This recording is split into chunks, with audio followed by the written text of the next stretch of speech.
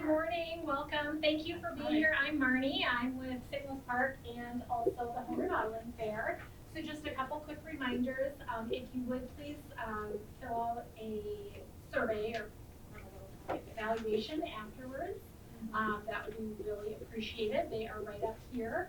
And then also, if you haven't already, we do have the Idea Center, which is right over here. So if you want to talk to a city staff person, if you have questions about permitting or anything related to what you can or can't build, that's a great opportunity. And there's also pros in there. So if you're looking to maybe talk through an idea you can do a 15-minute or so consultation with a pro there, and then of course all of the exhibitors downstairs. So that is everything I have. I will be. You are being this session is being recorded, so I will try to stay out of the way of that. But welcome and thank you so much for coming. I think they'll get started in just a couple minutes, and it looks like everything's working. Okay. Well, 12 o'clock. All right. Welcome everyone to getting through the remodeling jungle. How the design and build process to make your kitchen remodeling or other remodeling projects experience early. Couple quick notes here.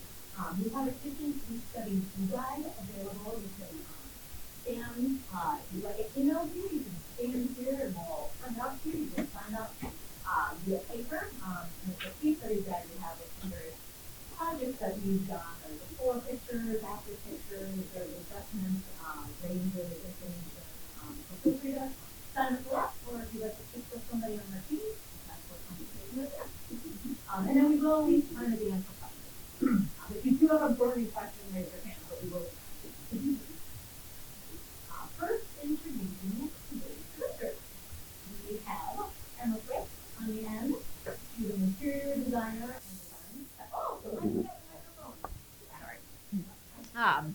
We have Emma Fritz on the end, an interior designer and design specialist with Bluestem Remodeling. Next to her, we have Tim Aden, a certified master kitchen and bath designer from Krengel and Hood, which is one of our longtime and favorite cabinetry partners. We love them. Next to Tim, we have Mark. He is an architect and design specialist with Bluestem. And last but not least, we have Mitch, who is Bluestem's client champion. And I'm Shira. I am also with Bluestem. Just a reminder about always checking with your city. As mentioned, for those of you who missed it, please check with your city regarding any permits or codes before beginning your remodeling project. There are representatives from the 3 sponsoring cities down the hall today in room 233. And let's begin. Our first question for our what is the best process for remodeling a home? There is design build, or architect and general contractor, or a combination? I'll jump in on this one. So my name is Mark. I am an architect with Bluestem, and I'm one of 3 designers on our design team. Bluestem is a design build project delivery firm. So our remodeling projects are done in a process where the client comes to us and works with our sales team and does the kind of preliminary steps, and then when the design team will take over at that point, work with you guys, the homeowner, to help evaluate what the problem we're trying to solve is, what the specific space needs are, and then work through some design solutions in a concept way, and then parallel to that would be a pricing estimate that would correspond to each of those concepts, and then we would refine that down into a single concept, and then price that out in conjunction with our subcontractors, and then present that to you guys, the homeowner, as a guaranteed bid price. So that's how, at which point there would be a construction contract and we would build the product. So that's kind of the big picture view of our design build model. Alternatively, some of the other models that you could see are working with an architect directly, who would then prepare a set of drawings, and then either the architect or the homeowner goes out and shops those drawings out to the contractor. So just to kind of provide a couple options there. third would be a self-managed project, where the homeowner itself, yourself, would hire the subcontractors directly, the plumber, drywaller, electrician, all of those things. So, in light of those, in our opinion, the design build model is a really nice project model for everyone involved. It's a simplified set of partners for the homeowner. You have one continuous point of contact with a company like Bluestem, the design build firm, and we would help manage the project from there and handle it as a single contract for you. And then as part of our process, Bluestem, we go a step at a time and make sure that we're checking in at each phase to make sure that we're still, and we're not going off course and making sure that we're still in line with your project vision as it pertains to the project itself, but also the budget and timeline. One other benefit of a design build project delivery is schedule related, that it can save time in the bidding process and because there's fewer parties involved to help kind of streamline that.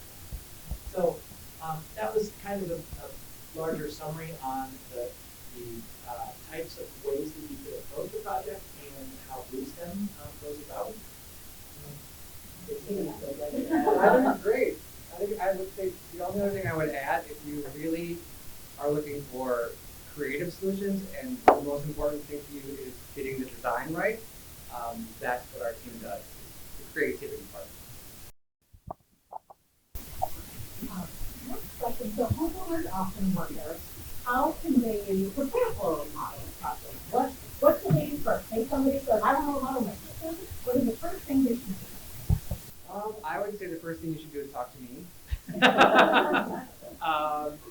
So I come in at the very beginning of the process, and I sit down with the homeowners and I talk about what their vision is. Start to talk a little bit about what your budget is, and then kind of take you down that path and introduce you to designers and architects that are part of my team. Yeah, so one of the things you want to do as a homeowner is kind of sit back and really evaluate why you want to do this project. Is it going to help enhance your quality of life? Is it going to set you up for a next stage in your life? Are you becoming empty nesters? And do you want to be able to have your space function differently?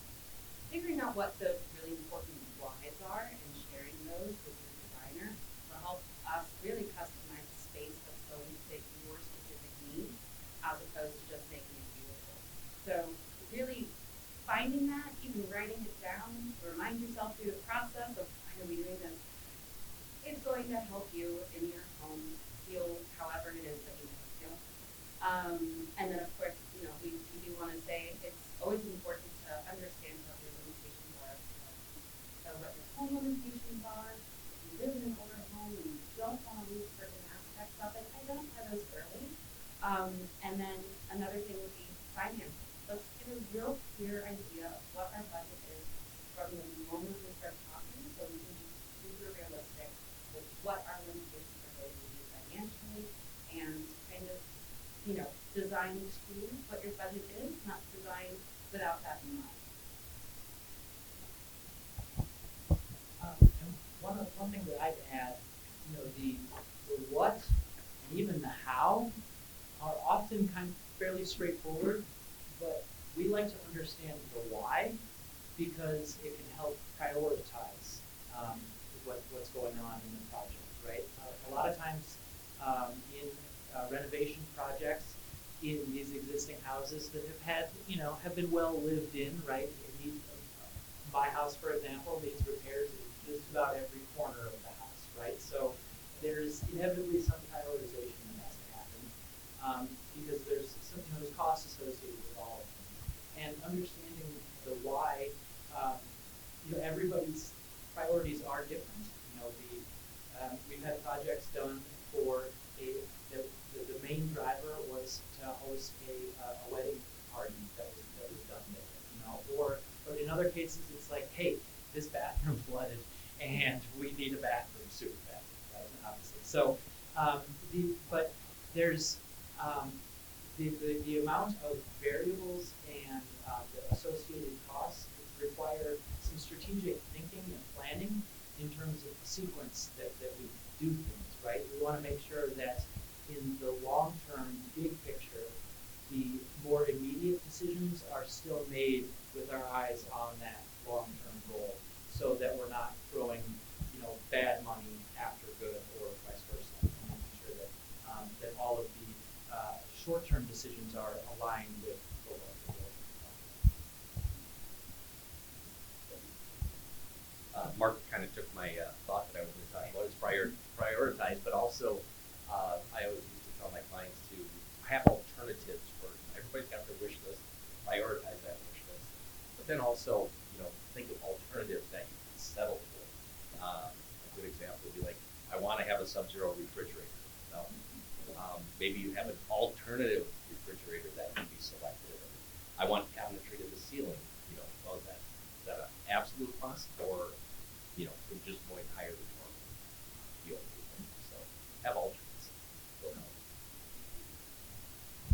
And if we've got, two bathrooms, a kitchen, and a mudroom that needs to get done, at some point, maybe the kitchen and the plumbing infrastructure for the bathrooms gets accomplished in the first phase, where a lot of the heavy lifting and the dirty work that tears up different parts of the house gets done all at once, and then the more cosmetic finish work of those other two bathrooms will be done as a separate phase down the road. Our goal is to kind of help you guys think about, what are the ways that we kind of divide this up in a way that's digestible for specific circumstances.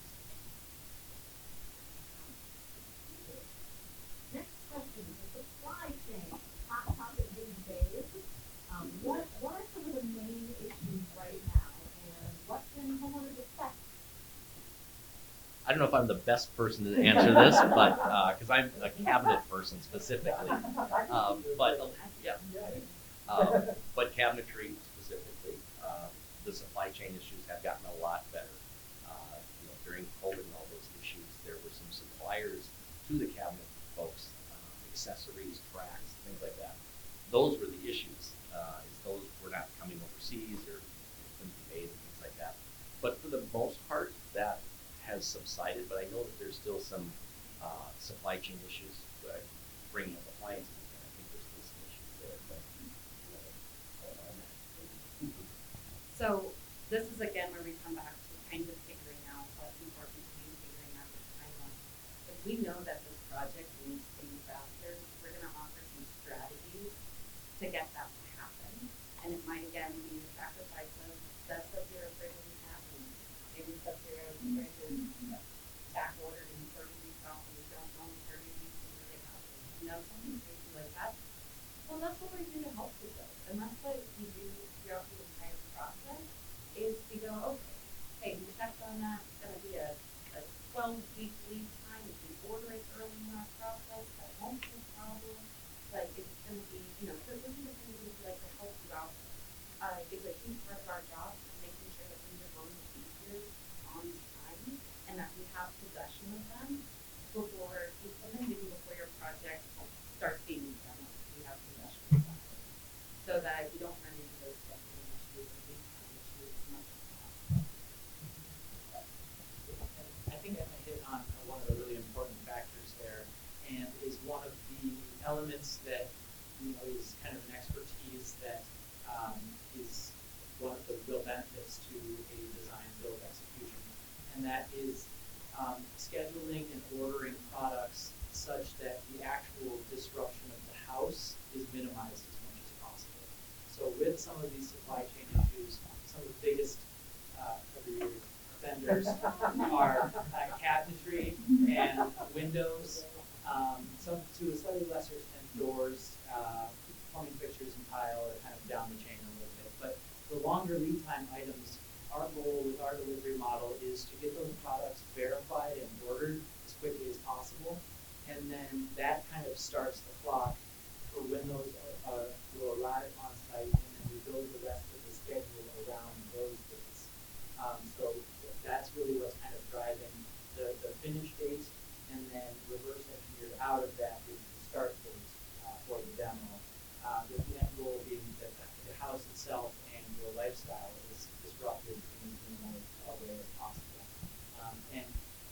great if everyone could move out of their house during a renovation project, but the reality is that often that's not the case. So it's certainly our goal to work with the homeowner to find the best middle ground for how it works. Next question. Let's talk about kitchens. So we all talk about no one beautiful kitchens, very important, but also important is function. What are some of the most important principles in creating a well-functioning kitchen? Well, Marcus designed over 250 kitchens, so I think he's the best person to address. Yeah, I've also talked to Tony. I'll take the next one. Yeah, you know, one of the things that I would encourage is when you think about like features, don't necessarily be so literal. Think about features in the sense that what makes the space a place you want to spend time? What makes, you know, what are the components of that space that are going to bring everybody there? And the way that I really kind of evaluate a successful space is this space, A, serving our needs, but B, is it a place where we actually want to spend some time and gather, especially in something like the kitchen, where, you know, it's the heart of the home beyond the literal sense. And so one of the features I would like to kind of encourage is things like daylight. You know, the less quantitative, more qualitative features that that kind of conjure the right emotions that you want your house to feel, whether it's calm or very clean. There's a lot of you know, not even necessarily stylistic elements, but just qualitative features that you know, take a little bit of study. Like I highly encourage people to go onto House or Pinterest and browse around and get inspiration. Try to understand what are the qualities of a space that I'm drawn to, and then that can help really start the process when the options are far more open. And then, you know, when you get down in the nitty gritty, your sink should have a pull-out trash on one side and a dishwasher on the other. You know, so the goal is to make the decisions in a logical sequence and to help guide you guys through a decision-making process where those kind of flow out in a logical sequence. But at the same time, it's always good to make sure that you guys are speaking out for what you want. And if there is one specific little crazy feature like a pop-up outlet out of your countertop that's water jet cut to match exactly, you know, those design feature moments are also important. You know, I think that it's good for those kind of special moments, the things that are important to you. Maybe it's you've got a special knife set that you want a magnetic strip for, or maybe it's so special that you hate those magnetic strips and you need to have their special block. But those are kind of funny moments that really make the space unique. I'll sit out.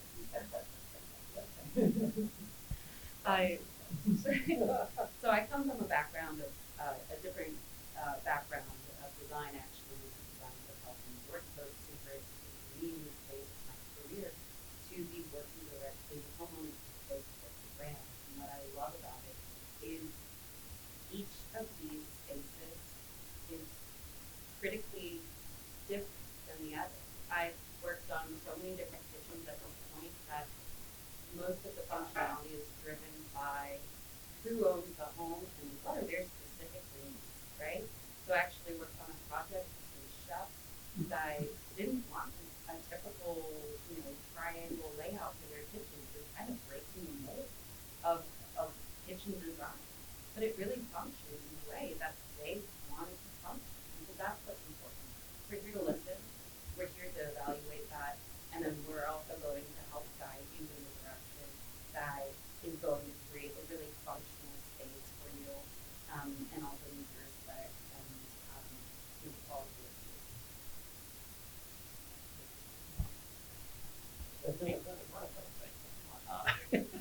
I was actually going to bring this up later, one of the other questions, but another principle to look at is universal design. I haven't touched on it before too, but that's something to think about when you're doing a kitchen or a bathroom specifically, more so. In a kitchen, if the space allows, maybe it makes sense to actually lower the countertop in an area so that, like on an island, you have a cooktop on the island, if you lower it,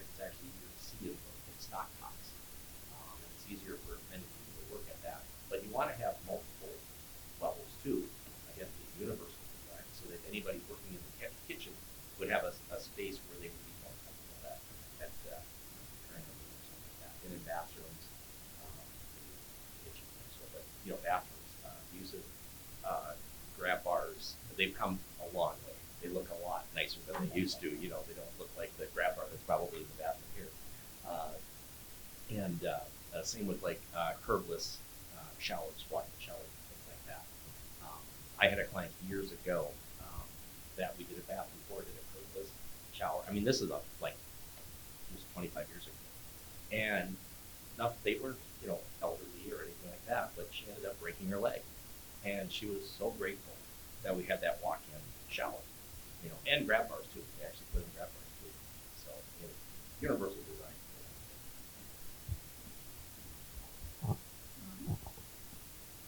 Talk a little bit more about features. What are some of the most important features that can be in a kitchen remodel?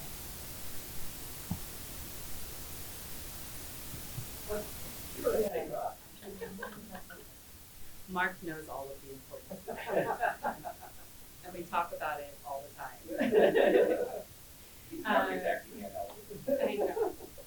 So of course, the most important features are what are going to, be most important to you. But we can help you make those decisions. Again, universal design, if you're planning on aging replacing your home, that's something we want to take into consideration when we're choosing the features for your home. But again, considering, if you have storage limitations and you are really running out of space, a lot of solutions create more storage in the same footprint, and just make your space more utilized per square foot.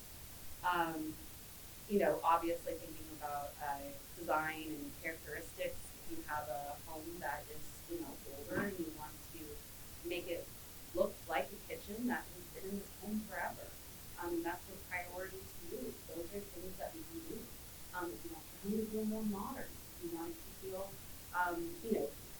there's a lot of characteristics in there that we can kind of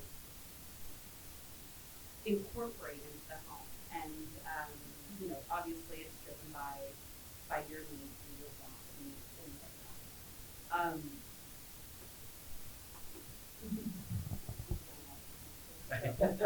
Well, I'll just make one comment. Then you can. One other thing that's kind of it's been around for a long time, but it's kind of a principle of design in kitchens is to store things where they're first going to be used. So, that sounds simple, but pots and pans you want to probably store by the stove, the cooktop, things like that. Whereas a lot of people think, well, I want to store all of this. I want to store my dishes right next to the dishwasher because when you take them out of the dishwasher, away. That might work in your particular kitchen, but maybe it makes more sense to store them elsewhere. Whether you set the table first, so maybe the plates need to go close to the dining table, or maybe you plate your meals, and so you want them just in the prep area.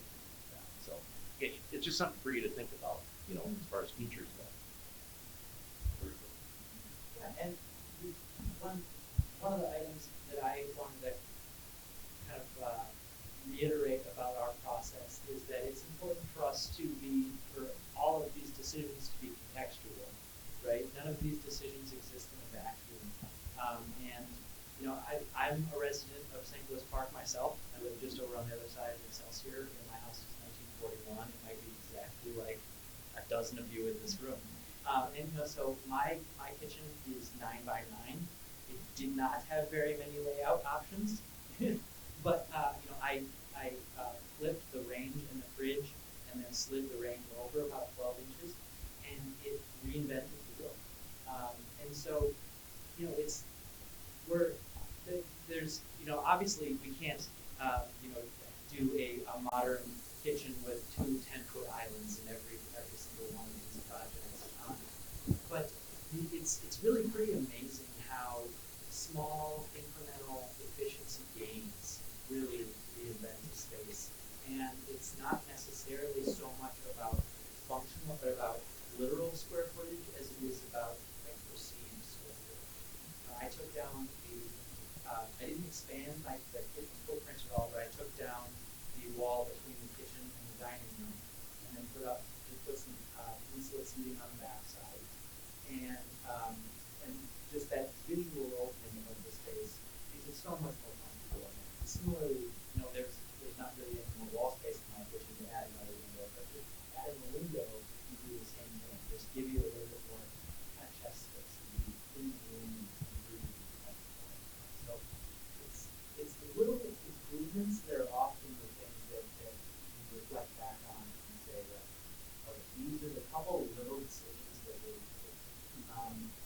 my experience, that comes from a steady process of studying the individual decisions at a small scale, but then consistently taking a step back and making sure that those decisions align with our larger goals, and then doing kind of that feedback to the rest of the company. Let's talk a little bit more about the process. If somebody calls Bluestem Remodeling tomorrow and wants to get a kitchen remodel, what's the process like? What happens first? So I can speak to that because the first person that you're going to talk to is probably me. And what we do in the very first phases of the process is I go through really a series of discussions with you to kind of find out what your goals are, where you are at personally in the process. Like, are you super motivated, or do you want to do this in 2 months? Like, basically timing issues. And then once you start in the process, you go into what you are considered to be a design client. And that's when you bring in designers and architects, and you start getting into the concept phase, where you're kind of dreaming of like, what could this be? That's that process. And then once you guys have refined a design, and you've kind of settled on this is in, this is out, then you go into the phase of the planning and the construction phase. So there is a very specific process that we go through, because we found that by using the process, it really makes the homeowner's journey really pleasant. And at the end of the day, making the homeowner comfortable and making sure that we have open communication and that we're transparent throughout the process is what is the most important to us.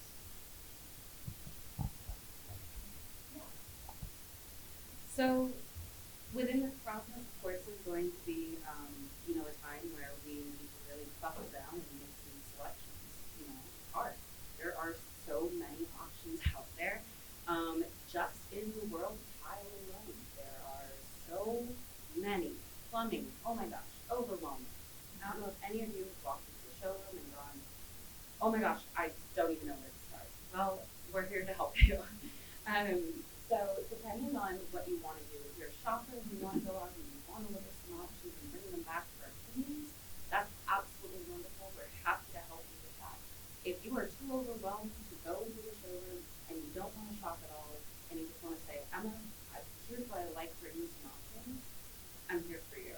So since I work in this industry all the time, I'm aware of what the options are, and you can say to me what I'm looking for is a super specific sink, and it has these features. I already most of the time know what that's going to be. Here are your top 3 options. I'll present them to you. You decide which ones you like out of just a handful, and then we put them into a great system that we use called CoConstruct. CoConstruct has a ton of features, from communication to the schedule of your project, making these selection items. We will upload that selection items into CoConstruct, and we literally click a button that says make choice. That triggers our team to start the purchasing process. And our team will purchase it and hold on to it until whatever sub needs it is ready to use it. So for example, the sink, we have it, now the plumber's ready for it, we deliver it straight to the site and the plumber installs it. So, that selection process on some projects, we have a lot, tiles, countertops, cabinetry styles, different kind of lighting. I mean, there's a lot that goes into it, so we're always here to help you kind of go through that process in whichever way is going to make the most sense for you.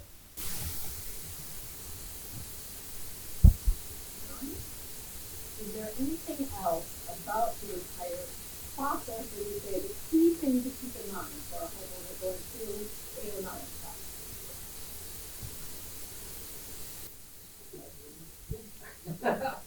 Anything on this?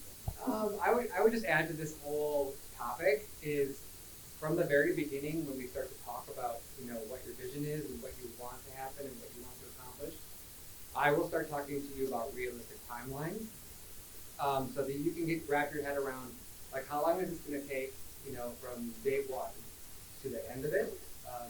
And I always tell people to keep an open mind, because the one reason you would come to us is because we have excellent designers and architects that will come up with creative solutions that you may have never thought of. Fantastic solutions you may have never thought of.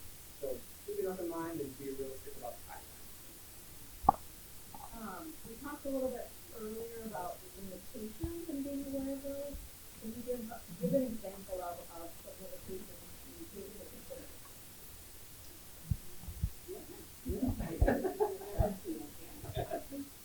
So of course, there's timeline limitations.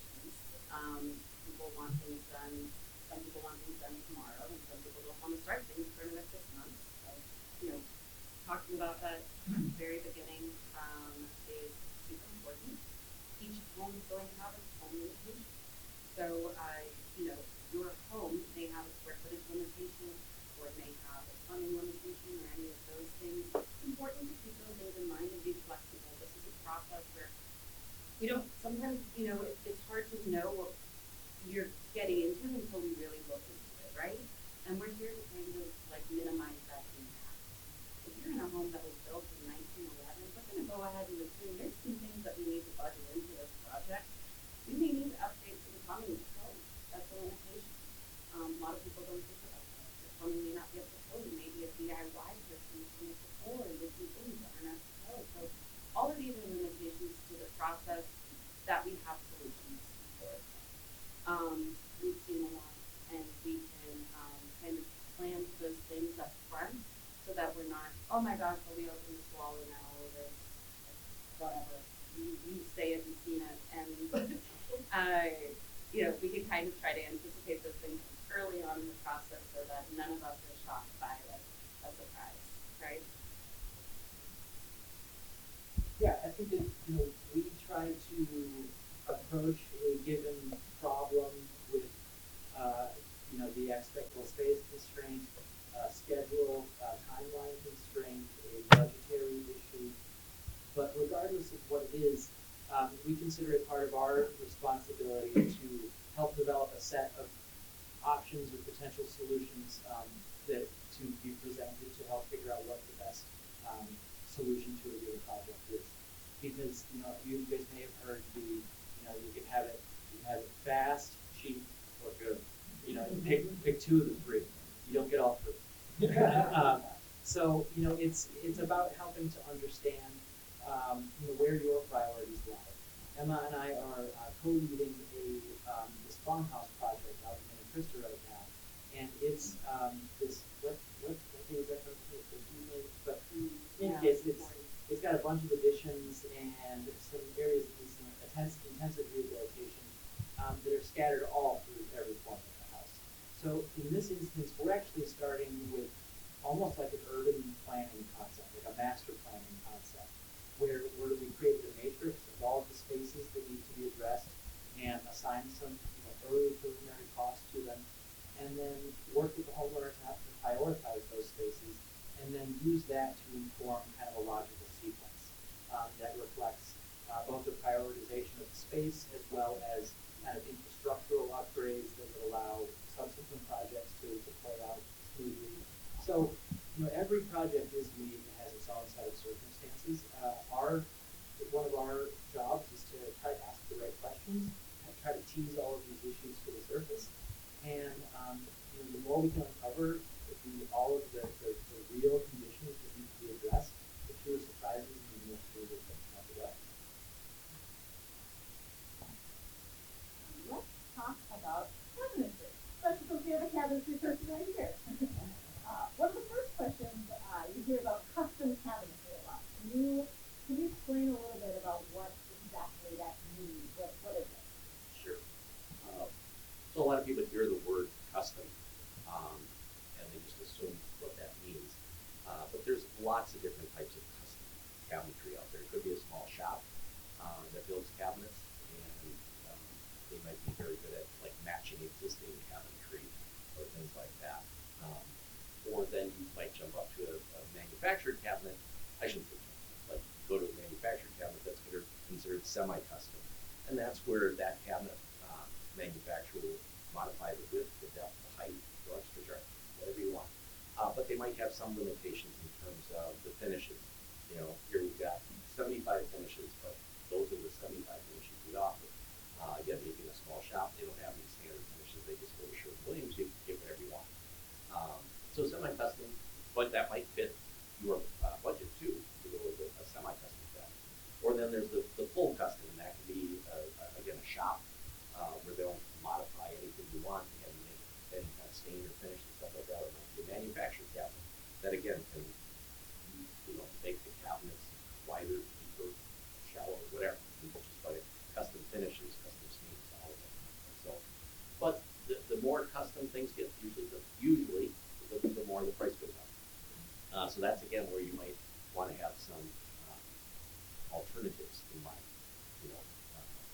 I want this type of a cabinet, I want these types of drawers, all that kind of thing.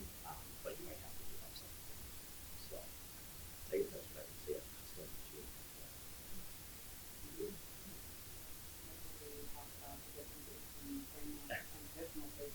Okay, first of all, I have to correct you. It's full access. It's not frameless. Frameless sounds like you're getting less. With full access cabinetry, you're getting more.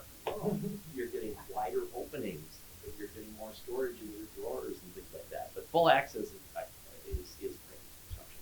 It's where it's just a box, and there's not a face frame, which is the traditional way cabinetry is built in America. So it is a European method of doing things. And full access can be actually very valuable in really small kitchens, is what I found, because if in a small kitchen, sometimes the drawers are like 12-inch cabinets or 15-inch cabinets. When you put a face frame on that cabinet, now that drawer is really narrow. So using full access construction, you literally can get a drawer that's 3 inches wider in that cabinet. I'm not saying that's always the thing you should do, but where face frame comes in too is certain styles lend themselves better to face frame cabinetry. I think it's part of the next thing we're going to get to, but face frame cabinetry allows you to do inset cabinetry where the door sits inside the frame of the cabinet, like we're seeing here. And a real common thing that when I had a showroom, clients would come in and they'd have pictures of the kitchen that they want, all kinds of pictures.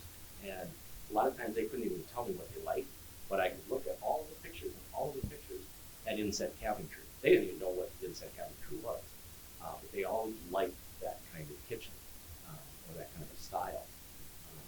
Again, that fits really well with older homes because that's traditionally like Summit Avenue, or Kenwood, or even areas in St. Louis Park. That's probably how the cabinets were built originally. With an inset pillows was very fitting in that type of setting.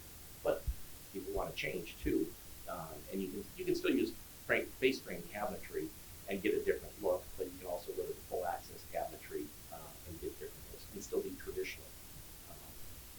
You can still be cherry and things like that.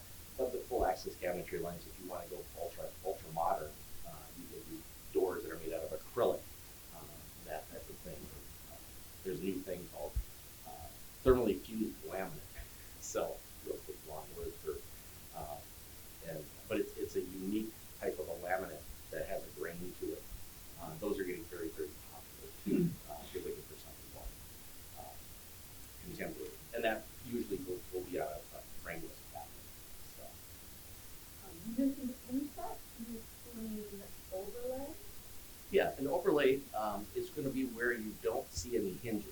Where a lot of time in inset cabinetry, you might see the hinge, or in some older kitchens, you don't really see it much anymore. You see this big, huge, ugly hinge on the outside of the cabinetry.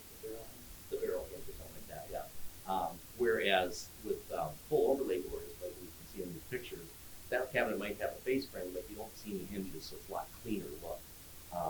Same with on the right and things like that. So that's where the cabinet door is going to overlay the entire face of the cabinet, whether that cabinet has a face frame or it's a full access cabinet. You get those hidden hinges. So that it gives it, again, a cleaner look to it. And even with like the inset cabinetry, many times you can do no hinges. I mean, literally you have hinges on there, but you don't see the hinges. The hinges are hidden inside the cabinet. Other people, again, really going for a period look, they want to see an old-fashioned hinge, but hinge on the outside. And you can do that too, so there's lots of options for that. Let's talk briefly about the pantries. I know there's several different types of pantries. Can you talk about what some of the options are and maybe some advantages to one kind over the next? Yeah, so not everybody has room for a traditional pantry. And a lot of times the traditional pantry is considered a separate room, cute, the black sliding doors, frosted with pantry on it, It's super traditional, and that's the traditional way people think of pantries. And that is kind of a separate space. That's not always the best fit for somebody's house. Unless you have the square footage, sometimes you just do a space from adjacent spaces to create it. But there's a lot of solutions for pantry that are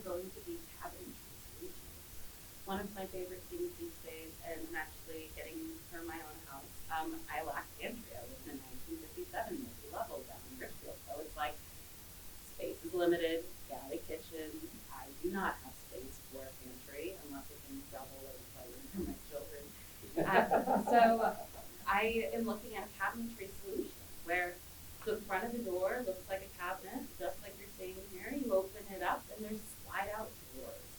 And those are housing my dry needs, right? So dry goods, they're going to be hidden away, easily accessible. You're not losing things in the back of the cabinet that just has a shelf. Those are the kinds of things you do to really kind of work the pantry into the space.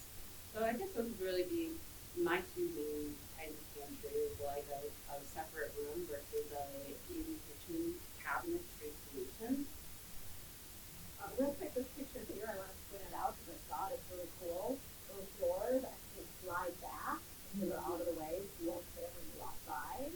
They come out, open, and then slide in and disappear, which is really cool. Definitely something that can be achieved. But yeah, pantries are a lot of these older homes. We're running out of space, especially with modern day needs. But looking at alternate areas in the home as well, where we could create some storage, maybe for people who bulk shop or whatever. That's also something we can do. Maybe there's an area in the home where we can optimize that space to be kind of overflow space. These are the kind of things we think of. And in this project here, we had there's a laundry room there, and we actually moved the laundry upstairs, and then put the space that was the laundry, and we made that actually a walk-in space. There we go, walking. That's the right word. Yeah, and it might be, if you have the space for it, it might be that you have a pantry right off the kitchen, and then you have, an alternative pantry as well. But those are, again, depending on what the space requirements are, we will look at these options that we will talk through them and price them as well. A couple minutes left. I want to quickly touch on some common kitchen mistakes. What are some of the things you come across that are clearly something that you would not do? Oversized appliances. If we have a full depth fridge, people, we don't always need it, right? Unless you have a family of 6, most of the time you don't need it. And it takes up a lot of space that could be used for some other really important features in your kitchen. Yeah, I'd say, aisles that are not ample enough, never go smaller than 36 inches. 42 is more comfortable, whenever it's allowable. 48 is great, you've got the space. More than 60 starts to get too far, to be practical. If you do have a really large kitchen where you're suffering from those kind of problems, doesn't come into play that frequently. But there is an upper limit to what's practical too. On the smaller spaces, I would say one of the common mistakes is trying to do too much. As Tim alluded to before, when you get into the really narrow cabinets, you do lose some space for the glides and then the drawer box.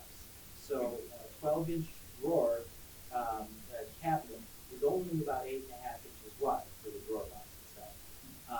So oftentimes it's better to have larger units that you could then use some organizational accessories inside, rather than trying to have dedicated specialty units. But it's a fine balance because a pull-out trash and recycling, and there's also some expertise on it. Like, for example, a 15-inch pull-out trash is just one trash unit. However, when you go to the 18-inch, it's both trash and recycling. It's with the same size volume, so it's well worth trying to find that 3 inches borrowing from something else. But then it also comes in a 21-inch version, which doesn't actually have any more storage. So it's not worth trying to capture that. So it's about trying to make sure that you've got your kind of allocations where they want to be, but also providing some kind of flexibility. There's all the circumstances are so unique. But another one to look out for, Lazy Susan cabinets in the corner. The Super Susans are great. So those are the ones where the Lazy Susans either sit on the floor or on a shelf itself, versus the type that uses a rod up the middle, and then the lazy Susan hangs on the rod and falls over on me because I'm working at it. So avoid those risks. Trying to sprinkle in some specific useful things along the path of the picture. Yeah. Yeah, so we have reached the end of our time.